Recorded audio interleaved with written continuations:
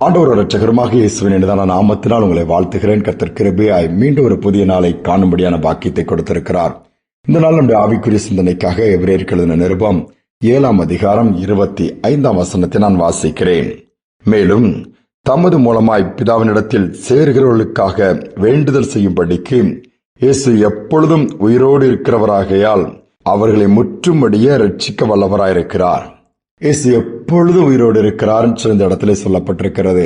மரித்தார், மீண்டுமாய் உயிரோடு எழுந்தார், இனி அவர் மரிக்கப் போவதில்லை. அவள் எப்பொழுதும் உயிரோடு இருக்கிறவர் நம்முடைய ஆண்டவர் நமக்காக பரிந்து பேசிக் கொண்டிருக்கிறார் பிதாவின் இடத்திலே. எவ்வளவு பெரிய பாக்கியம்! பழைய ஏற்பாட்டு நாட்களை நீங்கள் பார்ப்போம் என்று சொன்னால் யோபின் புஸ்தகத்திலே 19ஆம் அதிகாரம் 25ஆம் வசனத்தில் சொல்கிறேன், மீட்பர் உயிரோடு இருக்கிறார் யோபு சொல்லுகிறார். எந்த சூழ்நிலையில் சொல்லுகிறார் தெரியுமா? 10 குழந்தைகள் யோபுக்கு. 10 குழந்தையும் ஒரே நாளில் இழக்கிறார், சாக கொடுக்கிறார். 10 குழந்தைகளும் மறித்து விடுகிறார். அந்த சடங்குகள் அப்படியே அடிக்கப்பட்டிருக்கும். யோசித்து பாருங்கள். எல்லா சொத்து சுகம் பொருட்கள் எல்லாம், ஆடு மாடு கழுதைகள் எல்லாம் போயிடுச்சு, ஒண்ணுமே இல்லை. மனைவியும் தூசித்து திட்டிவிட்டு போய்விட்டார்கள். ரோட்டிலே ஒரு ஓரமாய் ஓட்டை எடுத்துக்கொண்டு சரீரம் முழுவதும் வேதனையோடு பற்கள் நிறைந்த அந்த சூழ்நிலையில உருக்குலைந்து போன அந்த மனிதன் சுரண்டி கொண்டிருக்கும் பொழுது சொல்லுகிறார், என் மீட்பர் உயிரோடு இருக்கிறார். எனக்குறது எல்லாம் செத்து போனாலும் என் மீட்பர் சாக மாட்டார், அவர் உயிரோடு இருக்கிறவர், அவருக்கு சாவு என்பது கிடையாது. எவ்வளவு அழகாக அவர் சொல்லுகிறார். நடந்தது என்ன? எல்லாம் சூழ்நிலை தலைகளாய் மாறுகிறது. இழந்த அத்தனையும் திரும்ப பெற்றுக் கொள்ளுகிறார். செத்துப்போனது எல்லாம் உயிர் பெறத்தக்கதாய் கர்த்தர் அற்புதங்களை செய்கிறார், அதிசயங்களை செய்கிறார், வழி வகைகளை வாய்ப்புகளை ஏற்படுத்தி கொடுக்கிறார். நாம் அநேக நேரத்தில் நம்முடைய வாழ்க்கையிலே சூழ்நிலைகள் எல்லாம் போய்விட்டால் ஆண்டவரும் ஒன்னும் இல்லாம நமக்கு எதுவும் செய்ய முடியாமல் ஆகிவிட்டார்னு சொல்லி நினைத்து விடுகிறோம். இல்லை, அவரால் எல்லாம் கூடும். மரித்து அழுகி போன சரீரத்துக்குள்ளும் ஜீவன் கொண்டு வர முடியும். உலர்ந்து போனதையும் உயிரடைய செய்ய முடியும். பட்டு போனதையும் மீண்டுமாய் துளிர்விட வைக்க முடியும். ஆனால் அந்த நம்பிக்கையை மட்டும் விட்டு விடக்கூடாது. ஆண்டவர் மேல வைப்போம். நமக்காக அவர் என்றும் பரிந்து பேசிக்கொண்டார். இன்று உயிரோடு கூட இருக்கிறார். இழப்புகள் இந்த வாழ்க்கையிலே தடுக்க முடியாத ஒன்று. குறித்த காலம் வரை நாம் வாழ வேண்டுமென குறித்த காலம் வரை தான் வாழ முடியும்.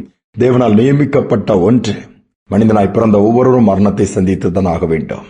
அவருடைய வருகை தாமதிக்குமானால், ஒருவருடைய வருகை மிந்தும் என்று சொன்னால் கிறிஸ்துவுக்குள் வாழ்கிறவர்கள் எடுத்துக் கொள்ளப்படுவார். அவருடைய நாமத்தை மகிமைப்படுத்த அப்படியே மறுரூபமாக்கப்பட்டு போவதற்கு வாய்ப்புகள் இருக்கிறது. ஆனால் இழப்புகள் வந்துவிட்டது, என் வாழ்க்கைப்படி கவலைப்படுவதிலே ஒன்று மாற்றம் வருவதில்லை.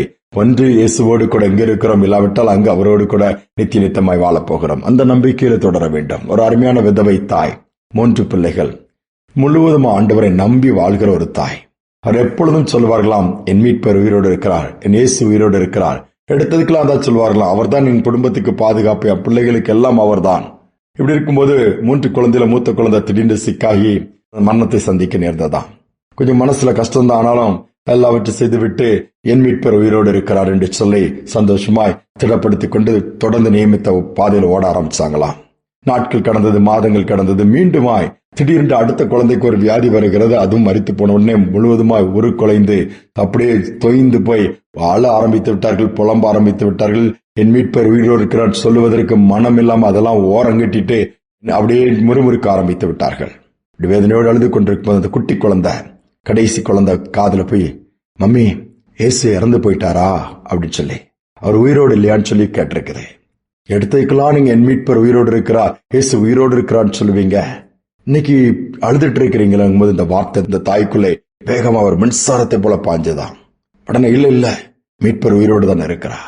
புது பலம் இறங்கி வந்ததாம். தூசி உதறிவிட்டு எழுந்தார்களாம். தொடர்ந்து தனக்கு கொடுத்த பணிகளை, மகனையும் காப்பாற்றும்படியான வேலைகளை செய்து தொடர்ந்து முன்னேறி சென்றார்களாம். யோசித்து பாருங்கள். அவருடைய வாழ்க்கையில ஒருத்தர் முந்தி போகிறோம், ஒருவர் முந்தி மறித்து விட்டாருன்னு சொல்லி அவருடைய வாழ்க்கை முடிந்து அடுத்து பின்பாக நாம் நம்முடைய ஒரு நாள் சூழ்நிலை சந்திக்கத்தான் போகிறோம். பயப்படுவதில் நான் நேரிடப் போவதில்லை, மாற்றம் ஏற்பட போவதும் இல்லை. இதனால் நம்ம திடப்படுத்துவோம், தைரியப்படுத்துவோம், ஆண்டவரை நோக்கி பார்ப்போம். எல்லா சூழ்நிலைகளும் சூழ்நிலை சாகலாம், விரோதமாக இருக்கலாம், என்னுடைய காரியங்கள் தோற்று போகலாம், ஆனால் என் இயேசு உயிரோடு இருக்கிறான் சொல்லி பாருங்க.